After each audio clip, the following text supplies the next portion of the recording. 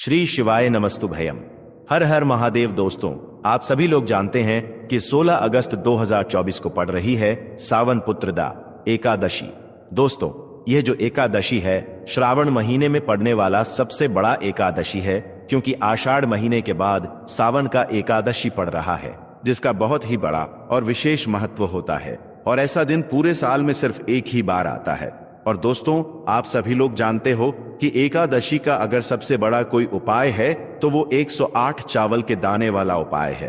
तो दोस्तों, इस सावन के एकादशी के दिन आप लोगों को इस 108 चावल के दाने वाला उपाय को जरूर करना है। बहुत सारे लोग होंगे जिन लोगों ने इस उपाय को ना किया हो, मतलब पूरा साल निकल गया, उन्होंने किसी भी दिन इस 108 चावल के दाने वाला उपाय को ना किया हो। पर दोस्तों, आपके पास एक आखिरी मौका बचा हुआ है, जो कि 16 अगस्त के दिन है। तो इस दिन आप लोगों को इस वाले उपाय को जरूर कर लेना है। भले ही आपने पूरे साल भर इस उपाय को ना किया हो, पर अगर आपने इस श्रावण महीने के एकादशी के दिन अगर इस वाले उपाय को कर लिया तो आपको इस उपाय को करने का वह फल मिलेगा जिसकी आपने कभी कल्पना भी नहीं करी होगी।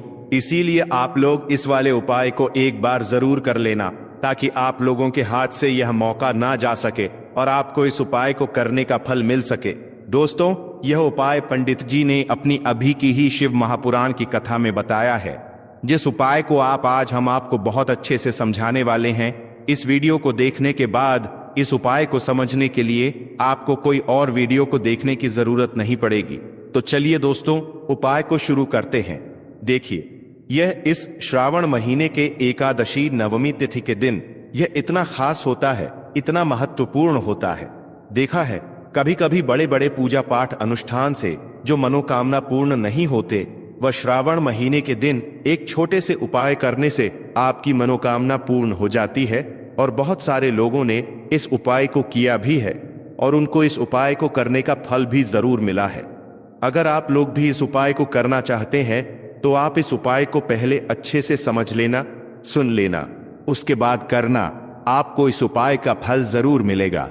और इस उपाय को कर लेने से आपके घर में चाहे किसी भी प्रकार की दुख और समस्या क्यों ना चल रही हो, आपको उसका कारण भी नहीं पता है कि भाई यह समस्या किस कारण से चल रही है। उसका कुछ भी कारण हो सकता है, जैसे पितृदोष हो सकता है या किसी भी तरह का मंगल दोष भी हो सकता है। तो इस दिन आप लोगों को यह वाला उपाय कर लेना है। यह एक ऐसा उपाय है जिस उपाय को अगर किसी विशेष दिन पर किया जाए तो भाई उस विशेष दिन का जो है वह तो हमें मिलता ही मिलता है, पर हमने उस दिन पर इस उपाय को किया है तो हमें उससे भी बड़ा फल मिलता है, और फल बहुत जल्दी मिलता है, क्योंकि आप इस उपाय को बहुत ही बड़े और विशेष दिन पर कर रहे हो। तो चलिए अब उपाय के बारे में बात करते हैं। लेकिन उससे पहले आप लोगों को यह जानना आवश्यक है कि आखिर यह उपाय किस समय करना है, किसको करना है और कैसे करना है। तो चलिए हम आगे आपको वीडियो में एक एक करके बता देते हैं। तो दोस्तों, इस 108 चावल के दाने वाला उपाय को हमें इस एकादशी के दिन कैसे करना है, किसको करना है, किस समय करना है और कहां पर करना है, ये सारे सवालों के जवाब आपको इस वीडियो में मिल जाएंगे। और जो ये वीडियो देखेगा भाई, उसको 108 चावल के दाने वाला उपाय जरूर करना चाहिए, क्योंकि इस दिन चावल का भी बहुत ही बड़ा और विशेष महत्व होता है। और जब बात आ जाए 7 दूर्वा की, तो यह सोने पर सुहागा वाली बात हो जाती है, और यह एक बहुत ही बड़ा उपाय हो जाता है इस एकादशी का। तो अब दोस्तों, इस 108 चावल के दाने वाला उपाय को आखिर करना किसको है, सबसे पहले हम लोग अब बात जान लेते हैं। तो देखो, घर की जो बड़ी माताएं बहनें होती हैं, उन माताओं बहनों में से कोई भी एक बड़ी माता बहन इस वाले उपाय को कर सकती है। और दोस्तों, अगर आप चाहे तो अपने घर में से सभी सदस्यों को भी इस उपाय को करवा सकते हैं। अगर किसी व्यक्ति की खुद की कोई मनोकामना है, खुद की कोई दुख और परेशानी है जो कि वह अपने लिए ही करना चाहता है, इस वाले उपाय को तो वह खुद अपने लिए भी कर सकता है। बाकी अगर कोई घर में से ऐसा है जो कि अपने ने पूरे घर परिवार की सुख और शांति के लिए यह वाला उपाय करना चाहता है, तो भाई वह भी कर सकता है। उसमें भी कोई दिक्कत वाली बात नहीं है। कहने का मतलब यह है कि इस उपाय को हर एक सदस्य भी कर सकता है, और पूरे घर परिवार के सदस्य के लिए घर की बड़ी माताओं बहनों में से कोई एक माता बहन भी कर सकती है। माताएं बहनें अगर घर में उपस्थित ना हो या वह यह वाला उपाय ना कर पा रही हो, तो फिर घर का कोई बड़ा सदस्य भी इस 108 चावल के दाने वाला उपाय को कर सकता है, चाहे फिर वह पुरुष ही क्यों ना हो। उसमें कोई भी दिक्कत वाली बात नहीं है। अब दोस्तों, इनके पास में जाकर करना है। बहुत सारे लोग प्रश्न करते हैं, हर एक उपाय को करते समय क्या हम इस उपाय को घर पर या मंदिर में कर सकते हैं? देखो, तो इस वाले उपाय को आप मंदिर में करोगे तो अच्छा रहेगा, घर पर नहीं करना है इस वाले उपाय को। उसके बाद में दोस्तों, जो अगला प्रश्न निकल कर आता है वो यह आता है इस उपाय को लेकर कि आखिर इस उपाय को हमें किस समय करना है, सुबह के समय करना है कि शाम के समय करना है। तो देखो, इस वाले उपाय को आप लोग सुबह के समय भी कर सकते हो और शाम के समय प्रदोष काल में भी कर सकते हो। अब अगर आप पूछो कि भाई सबसे उत्तम समय कौन सा रहेगा इस 108 चावल के दाने वाला उपाय को करने का, तो हम आपसे बस यही कहेंगे कि इस उपाय को आप शाम के समय करेंगे तो ज्यादा बेहतर होगा। बाकी अगर सुबह के समय भी करेंगे तो भी अच्छा होगा, उसमें कोई भी दिक्कत वाली बात नहीं है। तो अब दोस्तों, जो अगली सबसे बड़ी और महत्वपूर्ण बात आती है वह यह आती है कि सुबह अगर हम उपाय को करेंगे तो हमें कितने बजे से लेकर कितने बजे तक के बीच में करना है, और शाम के समय प्रदोष काल में करेंगे तो हमें कितने बजे से लेकर कितने बजे के बीच में करना है। तो देखो, सुबह जितनी जल्दी हो सके आप उपाय को करने की कोशिश करना। बाकी अगर किसी कारणवश लेट भी हो जाओ, थोड़ी देर भी हो जाए, तो 10 या 11 बजे तक भी आप उपाय कर लेना, पर 12 बजे से ज्यादा देरी ना हो, ठीक है? इस बात का ध्यान रखना। उसके बाद में दोस्तों, अगर शाम के समय प्रदोष काल की बात करें, प्रदोष काल का जो समय होता है वह शाम के 6 बजे से शुरू हो जाता है। मतलब शाम के 6 बजे से लेकर 7-11 बजे के बीच का जो समय होता है, यह समय प्रदोष काल का समय होता है। पर अभी जो मौसम चल रहा है, इस मौसम में जो है शाम बहुत देरी से होती है, तो आप इस उपाय को 7 या 8 बजे के बीच में भी कर सकते हो। मतलब शाम के 6 बजे से रात 8 बजे के बीच में आप कभी भी इस वाले उपाय को कर सकते हो, उसमें कोई भी दिक्कत वाली बात नहीं है। परंतु एकादशी के दिन कोशिश करना कि समय के अंतर्गत ही कर लो। किसी कारणवश ना कर पाओ तो थोड़ा देरी से भी कर सकते हो, आपको उपाय का फल जरूर मिलेगा। देखिए, इस वीडियो में जितने भी उपाय हम आपको बताएंगे सभी उपाय सरल है। देखो, गुरुजी ने कहा है कि एकादशी के दिन आपको 108 चावल के दाने वाला उपाय तो अवश्य ही करना चाहिए। वीडियो के अंतिम में आपको उपाय बताया है जो आपको करना है। देखो, आगे बढ़ने से पहले वीडियो को एक लाइक जरूर करें। देखो, सबसे पहला उपाय, यदि आपके जीवन में कर्जा बहुत अधिक है, आपके जीवन में संकट बहुत अधिक रहते हैं, आपके ऊपर बहुत अधिक विपदा आ रही है, बार बार आपको अपने व्यापार में और अपने धन में हानि देखने को मिल रही है, यानी कि आपको प्रत्येक कार्य में हानि हो रही है, तो आपको यह उपाय करना चाहिए। देखिए, इस उपाय के लिए आपको 108 चावल के दाने आपको लेने हैं, ठीक है? सबसे पहले आप लोग यह जान लो कि यह जो 108 चावल के दाने वाला उपाय है, सिर्फ और सिर्फ आप उपाय की सामग्री लेकर कभी भी शिव जी के मंदिर मत जाना, क्योंकि हमें भगवान के सामने यह नहीं दर्शा है कि अगर हम भगवान शिव जी के मंदिर आए हैं तो अपने फायदे के लिए आए हैं। तो इसीलिए जो भी पूजन सामग्री है, उपाय सामग्री है 108 चावल के दाने, इसके साथ में आपको पूजन सामग्री भी जरूर लेकर जाना है। देखो, अगर सुबह के समय उपाय कर रहे हो तो सीधी सी बात है, 1 लोटा जल तो आप लेकर जाओगे ही जाओगे। वही 1 लोटा जल अगर मिट्टी का जल हो तो बहुत अच्छा रहेगा। मिट्टी का जल कैसे बनाया जाता है, इसके लिए हमने पहले से बहुत सारी वीडियोस बना दी है आपके पास। इस दिन एक आखिरी मौका रहेगा मिट्टी का जल शिव जी पर चढ़ाने का और उपाय को करने का। बहुत बड़ा आपको इस दिन फल मिलेगा, तो इसलिए इस दिन हो सके तो भाई मिट्टी का जल चढ़ाना तो अपने साथ में कम से कम 1 लोटा जल तो आपको को लेकर जाना ही जाना है। अगर मिट्टी का जल नहीं है तो घर का जल भी आप इस्तेमाल कर सकते हो। इसके अलावा जो भी पूजन सामग्री है, देखो 108 चावल के दाने यह अलग आपके रहेंगे और जो आपकी पूजन सामग्री रहेगी वह अलग रहेगी।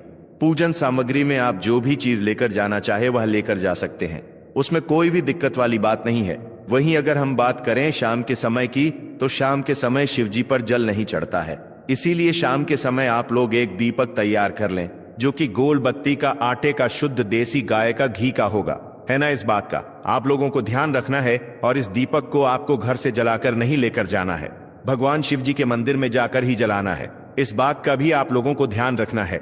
अब दोस्तों, यहाँ पर हमें इस बात को समझना है कि यह 108 चावल के दाने हमें लेना कहाँ से है, क्या हमें दुकान से लेकर आना है या हमें अपने घर से लेना है या कहां से लेकर आना है और कौन से चावल लेना है, क्योंकि चावल भी बहुत प्रकार के होते हैं। तो देखो, इन सभी सवालों के जवाब आप लोग एक बात में सुन लो कि भाई यह जो उपाय है, इस उपाय में आपको यह नहीं देखना है कि भाई कौन से चावल है कौन से चावल नहीं है। बस जो भी चावल ले रहे हो वह चावल का दाना सबूत होना चाहिए, मतलब साबुत होना चाहिए, टूटा हुआ नहीं होना चाहिए, कटा पिटा नहीं होना चाहिए। यह बात आपको ध्यान रखना है। बाकी आपका चावल बासमती हो या सादा चावल हो या कोई सा भी चावल हो, उसमें कोई भी दिक्कत वाली बात नहीं है। तो सीधी सी बात है कि आपके घर के रसोई घर में जहां पर आप भोजन बनाते हो, वहां पर जो भी चावल आपके उपस्थित हो, उन चावलों में से अपनी एक कटोरी भर लेना या एक मुट्ठी चावल अलग से निकाल कर रख लेना, क्योंकि हम 108 चावल ही यहाँ पर इस उपाय में लेने वाले हैं। तो हमें यह चावल के दाने गिन कर निकालने पड़ देंगे। इस बात का आप लोगों को ध्यान रखना है। तो अपने उस चावल की कटोरी में से या चावल में से 8 ऐसे चावल के दाने आप लोग निकाल लो जो कि टूटे हुए ना हो, कटे पिटे ना हो, में कोई दाग ना लगा हुआ हो, है ना, अच्छे साबुत चावल के दाने 108 दाने आप लोग निकाल कर रख लो और इन्हें किसी भी एक कागज की पुड़िया में या किसी एक छोटी सी कटोरी में आप लोग रख लो, ताकि यह सुरक्षित रहे, आपके एक भी चावल का दाना इधर उधर ना हो और आपका उपाय भी पूरा अच्छे से हो जाए। तो भाई जैसे ही आपका उपाय की जो सामग्री है 108 चावल के दाने ये तैयार हो जाते हैं, उसके बाद मैं आपको जो भी अपनी पूजन सामग्री है सुबह के समय कर रहे हो, तो एक लौटा जल या पूजन सामग्री जो लेकर जाना चाहो उसकी भी तैयारी कर लेना। और शाम के समय जा रहे हो तो भाई अपना जो दीपक है उसे तैयार कर लेना, ठीक है। और उपाय को करते समय शुद्धता का विशेष रूप से ध्यान रखना, ठीक है। सुबह सुबह स्नान करने के बाद ही उपाय को करने की आप लोग तैयारी करना। उसके बाद अगर शाम के समय की बात करें तो शाम के समय आपको स्नान करने की जरूरत नहीं है, पर शुद्धता का ध्यान रखना है। आपको स्नान तो नहीं करेंगे, आप हाथ मुंह धोकर भी इस वाले उपाय को शाम के समय प्रदोष काल में कर सकते हैं। इसमें कोई दिक्कत वाली बात नहीं है। तो आप अपने उपाय की पूरी सामग्री तैयार करके आपके पास ही में जो आपका शिव मंदिर हो वहां पर पहुंच जाइए।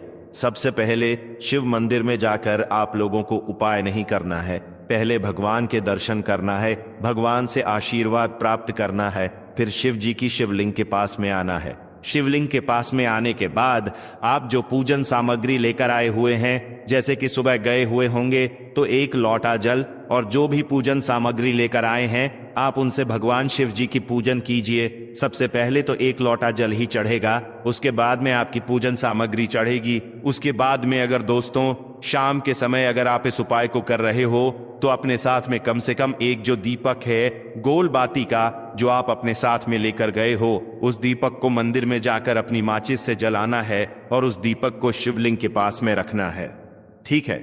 इस दीपक को रखने के बाद ही आप लोगों को अपना यह वाला उपाय शुरू करना है। और दीपक को ज्यादा पास में मत रखना, वैसे भी गर्मी पड़ रही है, भगवान शिव जी को आंच नहीं लगनी चाहिए, है ना। तो भाई जैसे ही आपकी पूजा अर्चना हो जाती है आप भगवान शिव जी को प्रसन्न कर लेते हैं। उसके बाद में शिवलिंग के पास ही में आप कहीं पर बैठ जाइए, सामने या आसपास जिस जगह पर आपको बैठना हो वहां पर बैठ जाइए और अपने वह 108 चावल के दाने अपने सामने निकाल कर रख लीजिए, क्योंकि अब यहां पर उपाय को यहां पर करने की आपको तैयारी करना है।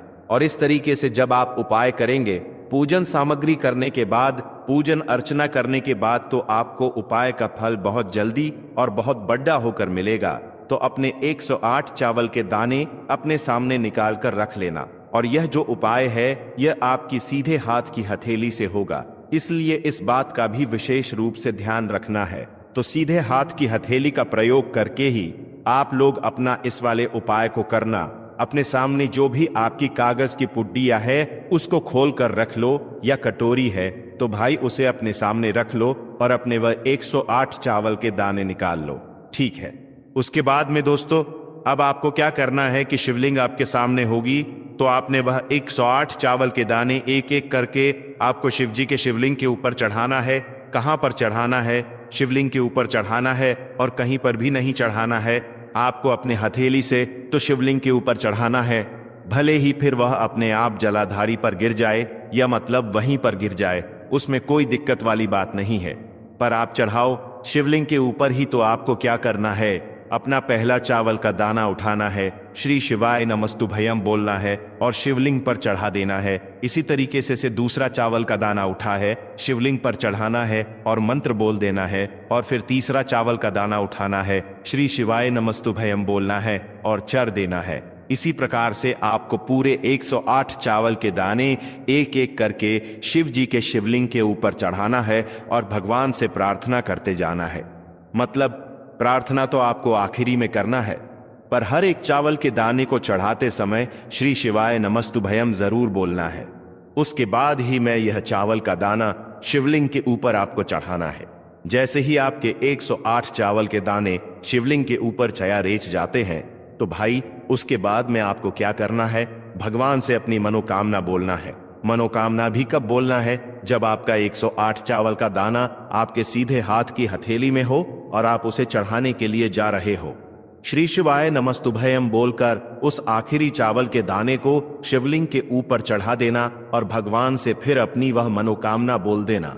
जिस मनोकामना के लिए आप लोग अपना यह वाला उपाय कर रहे हो, जिस भी दुख और परेशानी के लिए आप लोग अपना यह वाला उपाय कर रहे हो, उसके बाद में जैसे ही आप अपनी मनोकामना बोल देते हो, आपका यह वाला उपाय पूरा हो जाता है। पर दोस्तों, उपाय को करने के बाद आप लोगों को 2 मिनट भगवान शिव जी के मंत्र का जाप जरूर करना है और मंत्र का जाप करने के बाद भगवान से एक और बार प्रार्थना करना है अपनी मनोकामना के लिए या अपनी जो भी दुख और परेशानी है उसके लिए। इसके बाद में आप लोग भगवान को देखकर भगवान से प्रार्थना करके उनसे आशीर्वाद लेकर वहां से उठ सकते हैं और अपने घर पर जा सकते हैं। बस दोस्तों, यहां पर यह वाला उपाय पूरा हो जाता है। इस तरीके से जो भी व्यक्ति छोटी छोटी चीजों का ध्यान रखते हुए इस 108 चावल के दाने वाले उपाय को करेगा, निश्चित सी बात है उसे उसकी मनोकामना जल्द ही पूर्ण होगी